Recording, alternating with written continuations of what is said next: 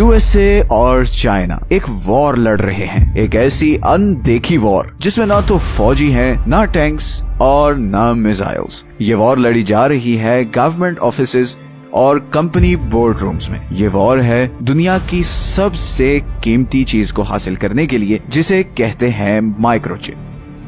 आपकी finger tip पे पूरी आने वाली इस चीज में एक ऐसा मैजिक है जिसकी वजह से पूरी दुनिया चल रही है। इस वक्त इंटरनेशनल जियोपॉलिटिक्स में इस चिप को लेकर एक हलचल मची हुई है और मैं चाहता हूं कि आप लोग यूएसए और चाइना के बीच तनाव का रीजन समझें, बिकॉज इसका इम्पैक्ट हम सब की जिंदगियों पर पड़ने वाला है। आई एम नॉट श्योर कि आप लोग इस बात को जानते हैं कि नहीं, मगर हमारी ये मॉडर्न दुनिया और इसका सारा फ्यूचर इन माइक्रोचिप्स पर डिपेंडेंट है। हर इलेक्ट्रॉनिक चीज इस सेमीकंडक्टर या माइक्रोचिप से चलती है। दीवार पे लगी घड़ी से लेकर आपके रेफ्रिजरेटर, आपके टीवी, आपके माइक्रोवेव ओवन, आपके फोन, आपके लैपटॉप, हर चीज में ये छोटी सी चिप है। इवन के ये वीडियो भी आप इसी माइक्रोचिप की वजह से देख रहे हैं। और इन सब से बढ़कर आपके सारे मिलिट्री हथियार जैसे कि रेडार, मिसाइल्स, जेट्स, हर चीज इन्हीं चिप्स पर डिपेंडेंट है। जिस कंट्री के पास भी इन माइक्रोचिप्स का कंट्रोल होगा, उसके हथियार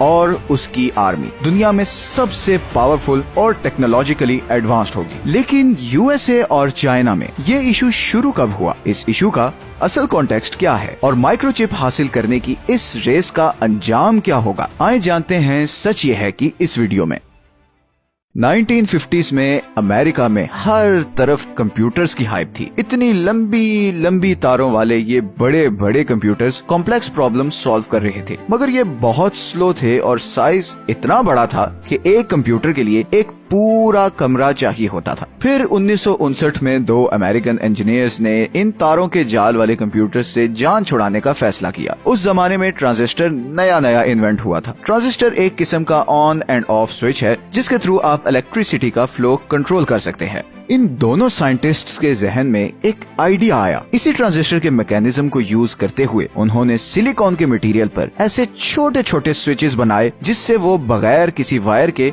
इलेक्ट्रिसिटी का फ्लो कंट्रोल कर सकते थे। और उसके बाद हमारी दुनिया हमेशा के लिए बदल गई। अब इलेक्ट्रिसिटी की पल्स को कंट्रोल करने के लिए तारों की जरूरत नहीं थी।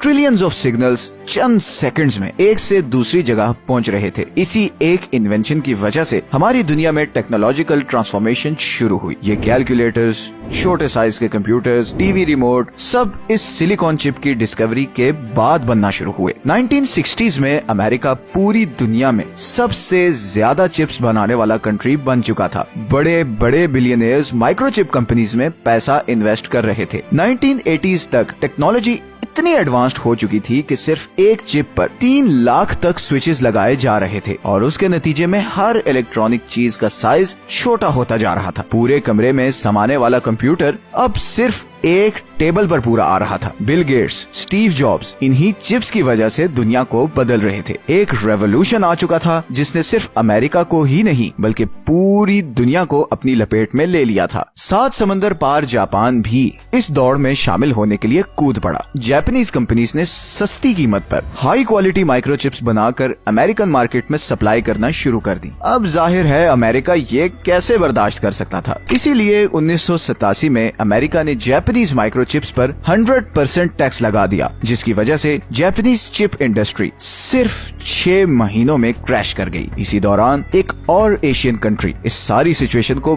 बड़े गौर से देख रहा था। ताइवान ने जापान और अमेरिका पर बड़ी कड़ी नजर रखी हुई थी और वो ये समझ चुका था कि माइक्रोचिप मार्केट में अगर सरवाइव करना है तो उसे अमेरिकन कंपनी से कम्पीट नहीं करना बल्कि उनको सपोर्ट करना है। और यहीं पे इस कहानी में एक बहुत ही इंटरेस्टिंग मोड़ आया। असल में ये माइक्रोचिप्स बहुत स्पेशल फैक्ट्रीज में बनती थी जिन्हें फैब्स कहा जाता था। बेसिकली ये चिप बनाना इतना आसान काम नहीं और इसके लिए स्पेशल एनवायरनमेंट चाहिए क्योंकि मिट्टी का एक जर्रा भी इस चिप को खराब कर सकता है। इसीलिए ये ऐसी स्पेशल फैक्ट्रीज में बनाया जाता था जैसे कि आप इस फुटेज में देख रहे हैं। प्रॉब्लम ये थी कि इन फैक्ट्रीज को चलाने की कॉस्ट बहुत ज्यादा थी। ऐसी एनवायरनमेंट मेंटेन करने पर करोड़ों खर्च होते थे और इसीलिए ये माइक्रोचिप उस जमाने में काफी महंगी थी। अब वापस आते हैं ताइवान पर। असल में उस वक्त ताइवान के बहुत से इंजीनियर्स अमेरिका में इन माइक्रोचिप्स बनाने वाली कंपनीज में जॉब कर रहे थे। ताइवान की गवर्नमेंट को इस सारी सिचुएशन में एक बहुत बड़ी अपॉर्चुनिटी नजर आ रही थी। ताइवान के एक तरफ चाइना था जो उस वक्त इकोनॉमिक मिरेकल एक्सपीरियंस कर रहा था और वो कोशिश कर रहा था कि किसी तरह ताइवान को वापस चाइना में शामिल करे।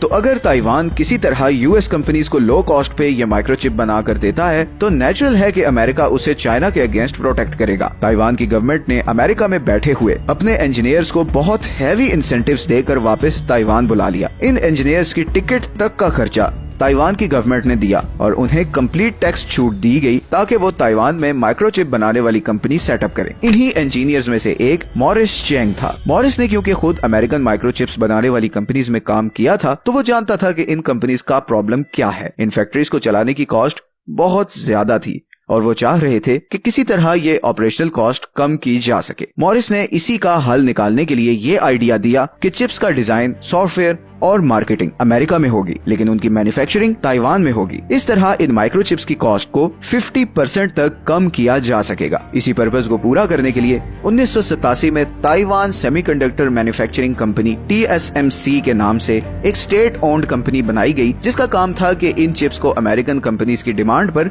मैन्युफैक्चर करना। सिर्फ 14 सालों में TSMC एक जायंट बन चुकी थी। पूरी दुनिया की 92% एडवांस्ड माइक्रोचिप्स अब ताइवान में बन रही थी और यहीं पे एंट्री होती है चाइना की।